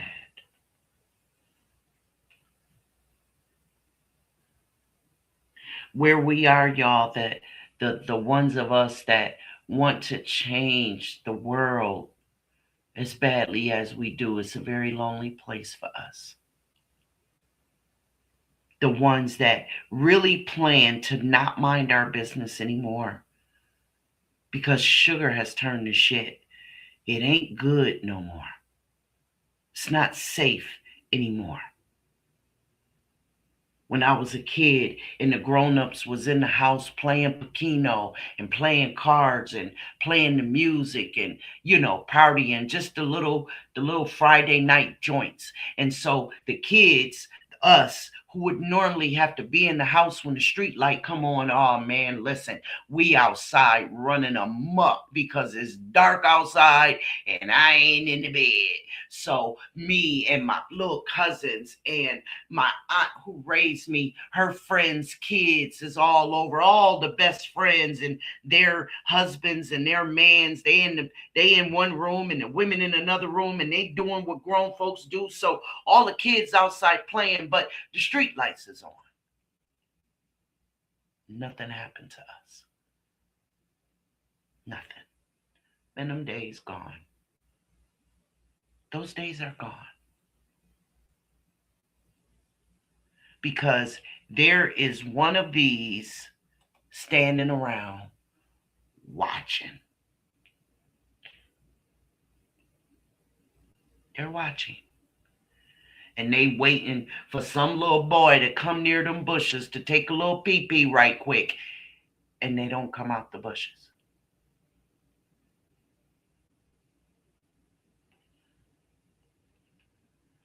And they're taken here.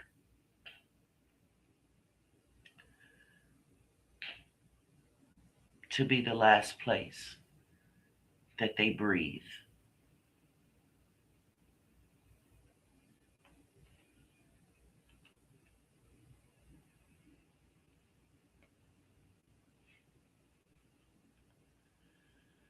And after we bury our loved ones, we have to fight for this to be done. The only reason why this was done was because they lodged a lawsuit against that homeowner. Because the homeowner had to pay for that to be done. The city wouldn't do it. In some municipalities, the city will do it, but they sending you the bill.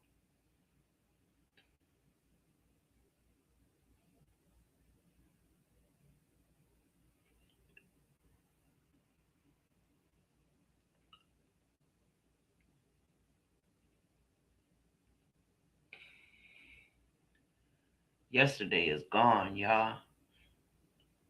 Today, our plight requires more of our attention. It just does. It just does. Oh, I say all the time, I am so glad that my baby boy Doobie, he is all right with a game card and playing his game. He creates his own rooms to play in on his game, and we've had them talks. His father has had it with him. I've had it with him. I don't sugarcoat words. I never have. I never will. I go through his phone. I go through his game. I check all that.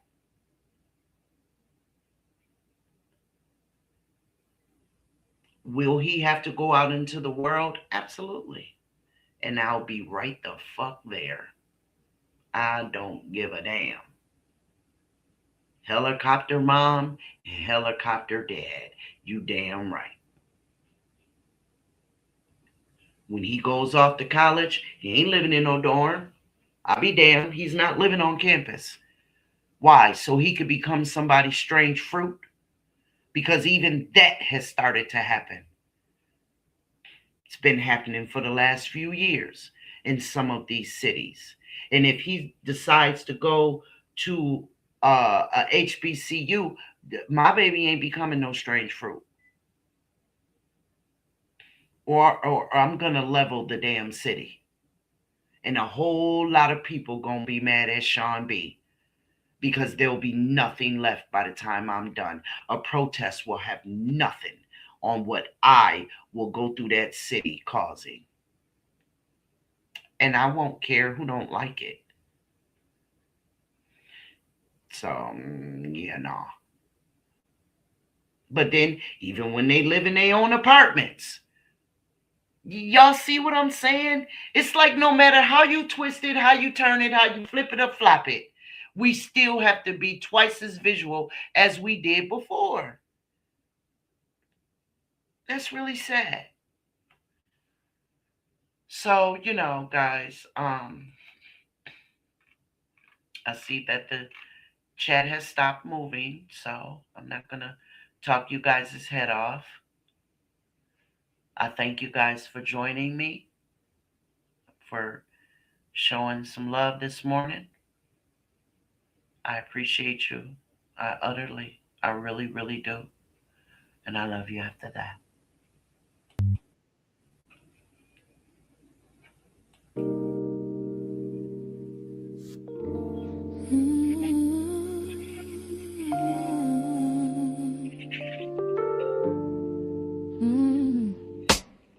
Late night glow on the YouTube screen. Sean B steps in where the cuts run deep. From a New York state of mind she was born to see. What gets lost in the dark, what they don't want to speak. Silk in her voice, but the questions hit hard. Pulling back the curtain, laying truth on the yard. Every hush-hush story, every shadow clue. She's piecing up the pain till the whole thing comes through. She don't chase noise, she follows the trail. When the headlines miss, she will still unveil. With a sharp-eyed soul and a heart that knows some stories need light so the healing can grow. On YouTube, tune in, let the realness ride. Like, share, subscribe, keep the truth alive.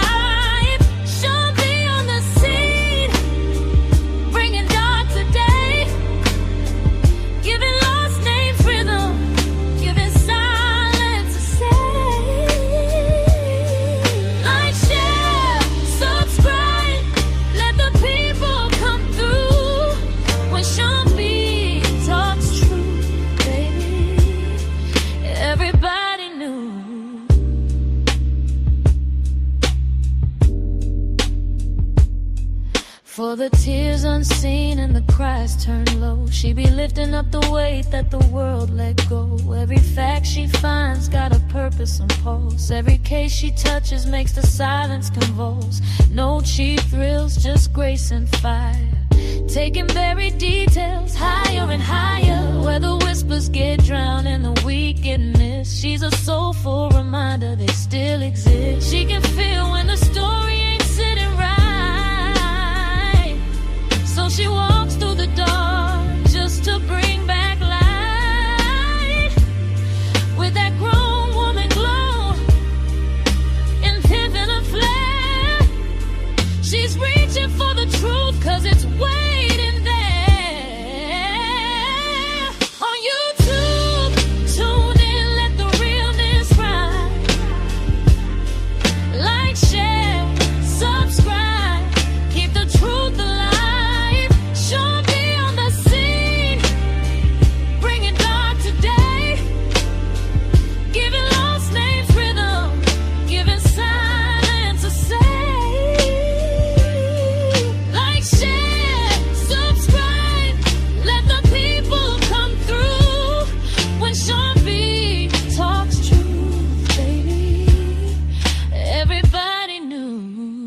got that city soul, that uptown grace, and a mind that can read what time can't erase. So gather round close, let the story unfold. Some truths need a voice, some hearts need a hold, and she won't let the quiet just fade away.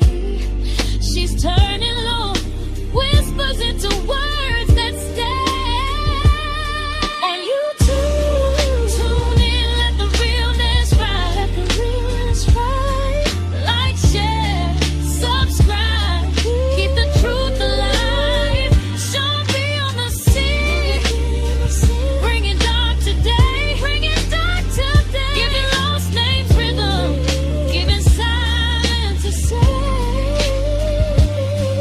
Like, share, subscribe, let the people come through. Sean B keeps it real, and she's speaking it true. Sean B, true crime, where the hidden gets revealed.